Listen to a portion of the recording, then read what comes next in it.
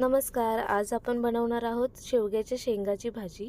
त्यासाठी मी इथे एक पॅन गरम करत ठेवला आहे. त्याच्यामध्ये तेल टाकलं, कढीपत्ता, कांदा टाकला आहे आणि कांदा व्यवस्थित तेलावरती मऊ होईपर्यंत, लालसर भाजेपर्यंत आपण त्याला फ्राय करून घेणार आहोत. त्याच्यानंतर मी इथे टोमॅटो पण ॲड करते. तो टोमॅटो व्यवस्थित नरम होईपर्यंत आपण परतवून घ्यायचं आहे. आता अर्धा चमचा इथे मी आलं लसूणची पेस्ट ॲड करते. आता मी इथे आपले रोजचे जे बेसिक मसाले असतात ते मी इथे ॲड करून घेत आहे. ते व्यवस्थित तेलावरती भाजेपर्यंत मी त्याला फ्राय करून घेते. आता मी कांदा आणि खोबऱ्याचं जे वाटण आहे ते मी ह्याच्यामध्ये एकत्र करून घेते व्यवस्थित आणि त्याला 1-2 मिनटं शिजवून घेते मीठ टाकून. आता वाटण व्यवस्थित शिजलेलं आहे. आपण आता ह्याच्यामध्ये शेंगा पण घालून घेऊया आणि भाजी एकत्र करून घेऊया.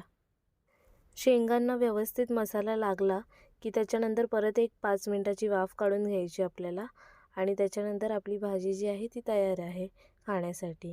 तर तुम्ही पण ही रेसिपी नक्की ट्राय करून बघा आणि आवडल्यास माझ्या चॅनलला लाईक आणि सबस्क्राईब करायला विसरू नका.